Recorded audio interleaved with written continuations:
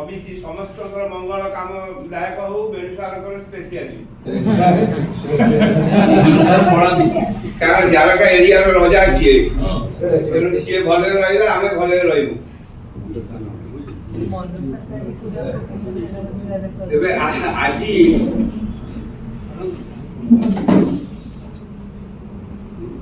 ଏଇ 2025 ମସିହାରେ गत वर्ष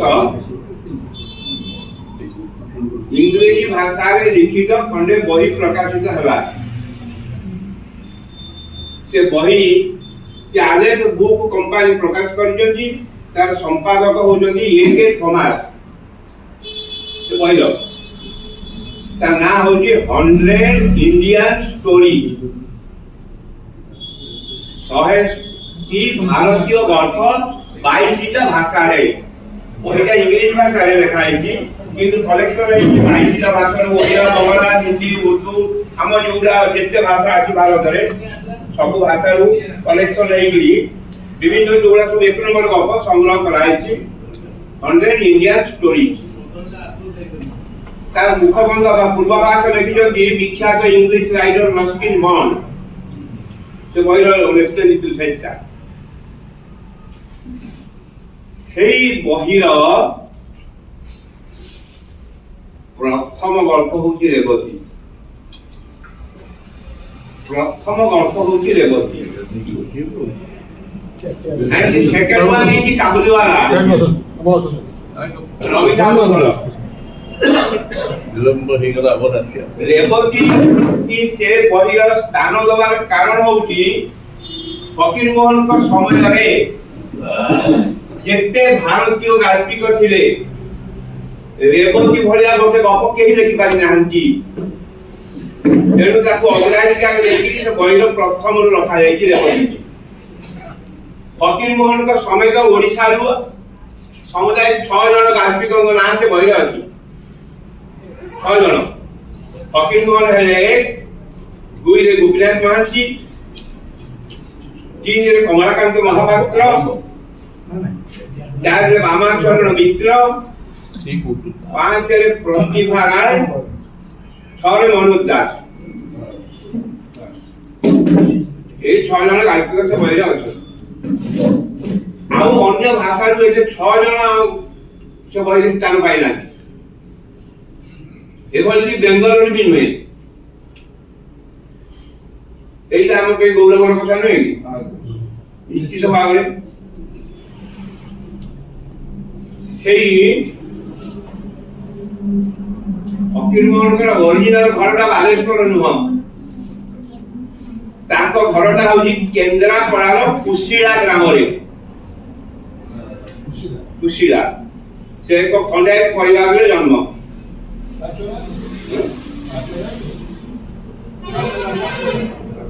पाटण रे कुशीला से गांडा नाम कुशीला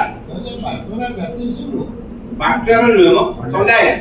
ना आपण जाति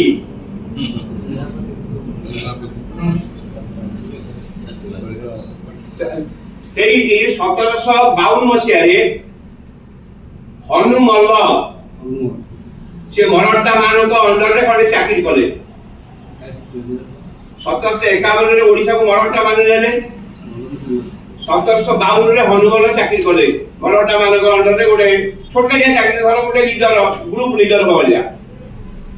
ଏହି ସମୟରେ ବେଙ୍ଗଲରୁ ବାଲେଶ୍ୱର ଭିତରେ कोठी गोटे फल भरा नाळ अछि से नाळटा ना होची फल भरा। से फल भरा नाळटा को रक्षा करिवार दायित्व हनुमल को देइथिले मराठा शासक। ये हनुमल किछि सैन्य अल्प किछि धरी बेंगलुरु आसुथवा मुसलमान सैन्य को रोकी देले। से नाळ को ये अतिक्रमण मुसलमान आस पाले ये सक्सेस हेइ गले। हनुमल सक्सेस हबारु मराठा शासक खुशी हेकि सेनापति उपाधि देले। तेणु हनुमल प्रथमे सेनापति उपाधि पाइले। एबे भी फकीर मोहन कर जो कागज पत्र रेकर्ड पत्र ताकर सेनापति नुहे मल्ल कि सेनापति ताकर राजदत्त उपाधि। ए हनुमल को पुओ होजि गोविंद सेनापति। गोविंद सेनापति पुओ पुष्प सेनापति दुई पुओ पुरुषोत्तम सेनापति लक्ष्मण चरण सेनापति ए लक्ष्मण चरण सेनापति पुओ हेले फकीर मोहन सेनापति फकीर मोहन ब्रजमोहन ताको पुओ हेले मोहिनी मोहन सेनापति मोहिनी मोहन कर पुओ नाही गोटे झील से नाम मैत्री से को शुक्ल को बाहर नाम मैत्री शुक्ल भी पुओ नहीं गोटे झील ना हूँ मीनाक्षी दत्त से बर्तमान मृत्यु फकीर मोहन कथा वंश पुष्प सेनापति मुर्शिदाबाद चाकरी करते मुर्शिदाबाद स्त्री कुचिड़ा देई अल्प बयस कुचिड़ा देई छाड़ी दीटा पुओ पुष्प मरीगले से कुचिड़ा देई कष्ट जहाँ से बालेश्वर आसी बहुत फकीर मोहन आत्मजीवन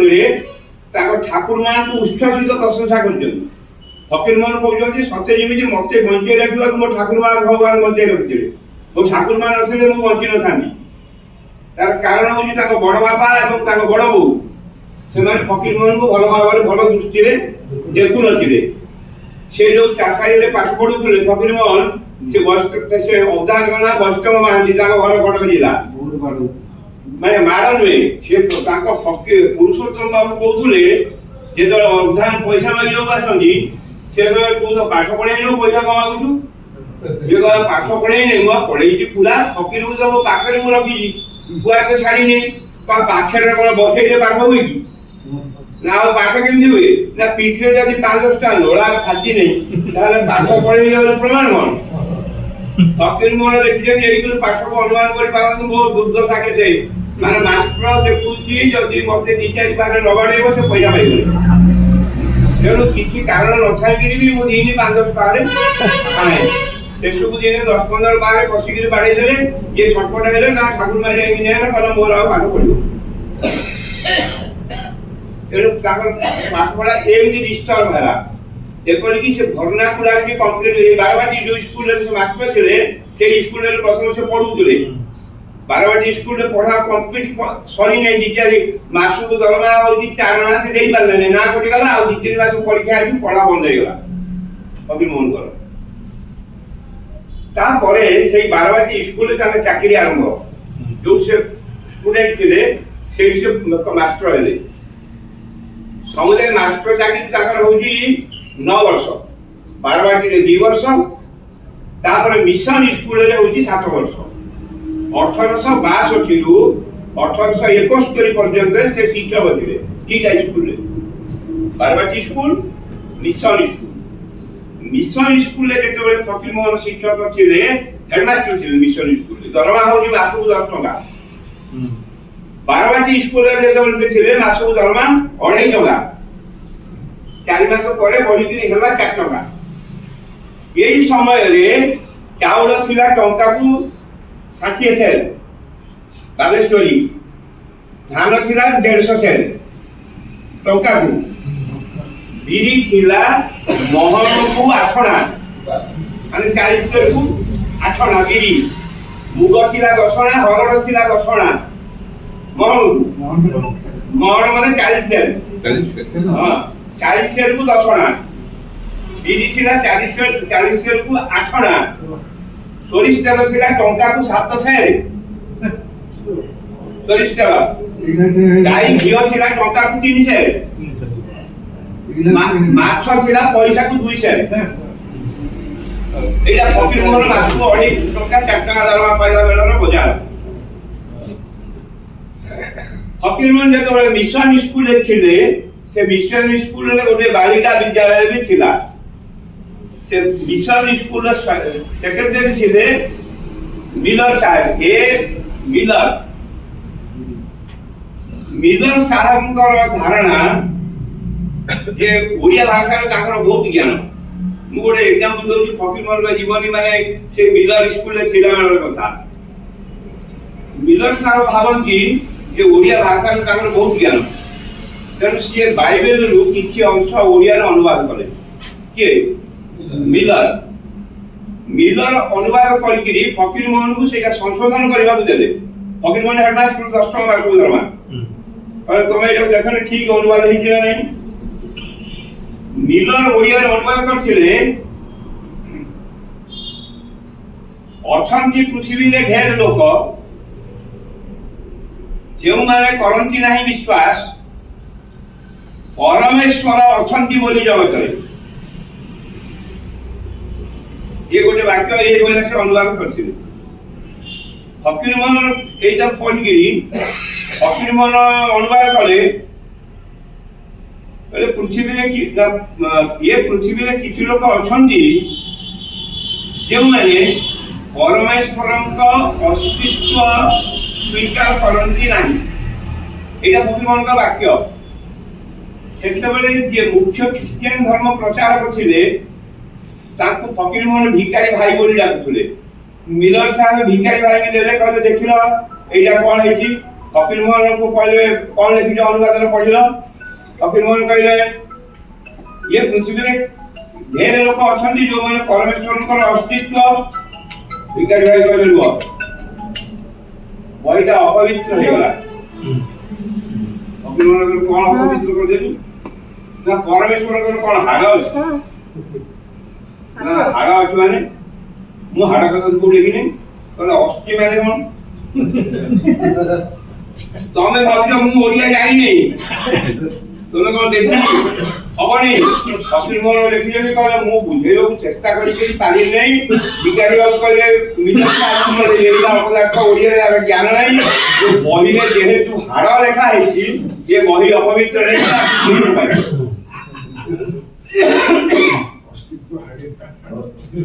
अस्थि लेखा है ना अस्थि माने कोन अस्थि माने हाड़ तमे हाड़ देखले जो बही रे सब बही पवित्र केमि हो अस्थि अर्थ अवना दे एई बडी सिचुएशन फकीर मोहन का बेले थिला। आउ किमिदिका मास्टर छले गोटे उदाहरण दउची सेठी गोटे बालिका विद्यालय से मिशन बालिका विद्यालय से एका कैंपस रे थिला। सेठी विश्वनाथ चक्रवर्ती बोली थिला विश्वनाथ शतपथी जब ओडिया लोक संस्कृत पढ़ाती एसो ख्रिस्टियन झियो माने पढ़ंती हिंदू झियो के केतबे पढु नथुले ख्रिस्टियन झियो माने पढ़ंती। शारदा बोली गोटे झियो विद्यालय रो टिके बड़ पिला सी फकीर मोहन को कोन गोटे काम पड़िला इ तो एपोटे स्कूल अछन मिशन स्कूल हमरा ये शारदा पाखरे आकड़ कोन गोटे काम पड़िला ये गोटे चिट्ठी रे गोटे कागज रे लिखि देले जे शारदा को टिके मो पाखु पठान का विश्वनाथ चक्रवर्ती शतपथी लोबा तुम क्या मास्टर को छे शारदा टिके बड़ पिला हे गलानी ताकू टिके लाज मारिला आको बाबू आसीबा को फकीर मोहन को ए स्कूल तन चक्र शतपथी लिखि देले कागज रे पदे कहले लज्जावती नेच्छति तत्र गंतुम लज्जावती नेच्छति तत्र गंतुम एटा लिखि के विश्वनाथ चक्रवर्ती देले फकीर मोहन से कागज का धरी के बाहर आसी पदा बाहर विश्वनाथ शतपथी भी बाहर आछुते फकीर मोहन कहले कोन हला गोटे पद लिखि दिली कोन कवि हबो ना कोन अरे पद पूर्ण कर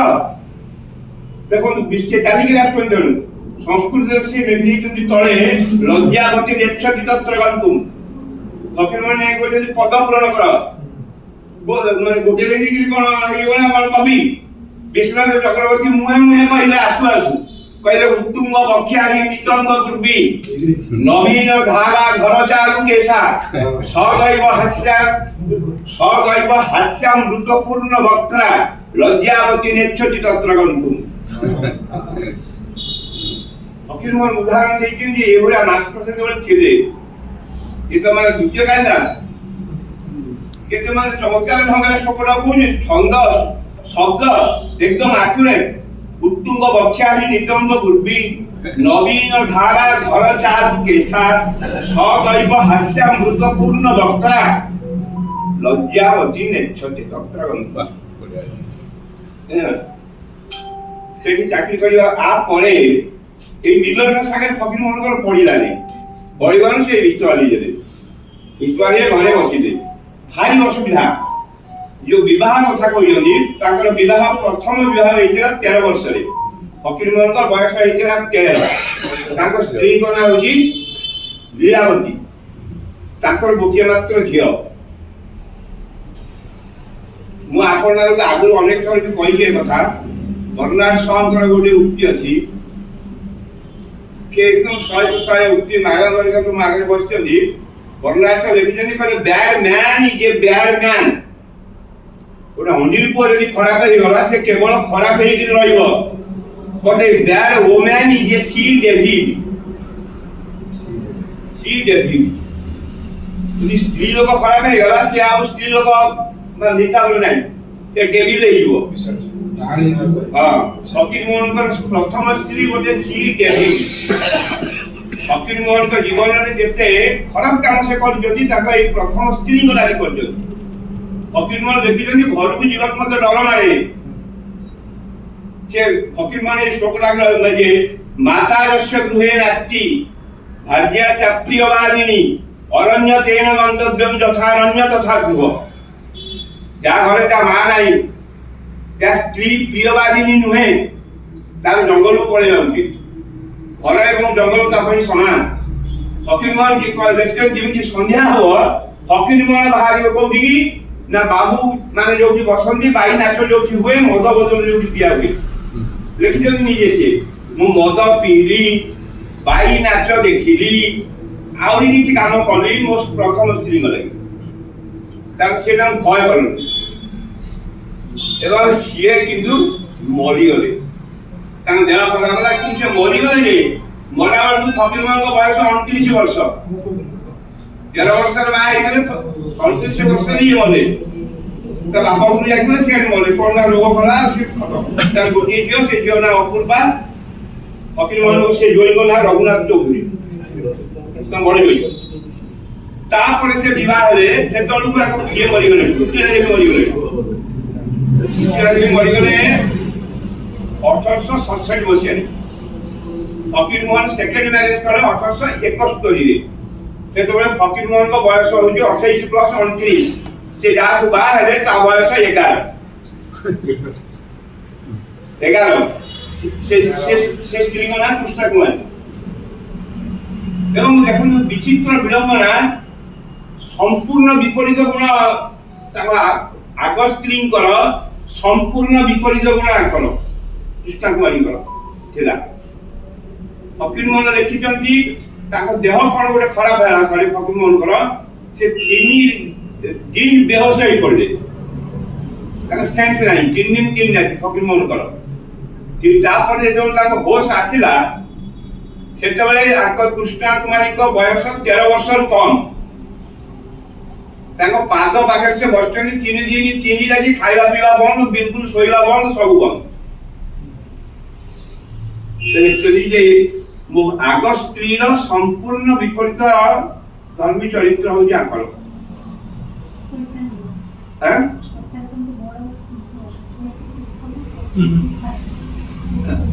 हैं उल्टा है आग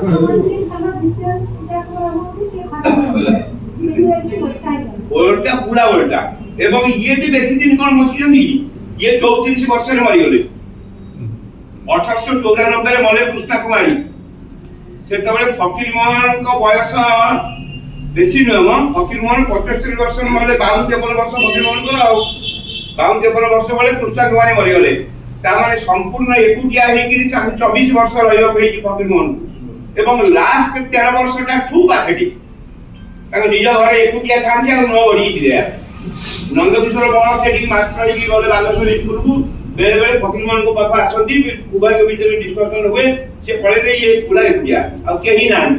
भारी दुखमय जीवन फकीर मोहन निजे लिखि जंती जे मो जानिबारे मु जेते जीवन रे दुख कष्ट असुविधा अभाव फेस करजी खूब क्वचित लोकंकर भाग्य रे एगोल थाए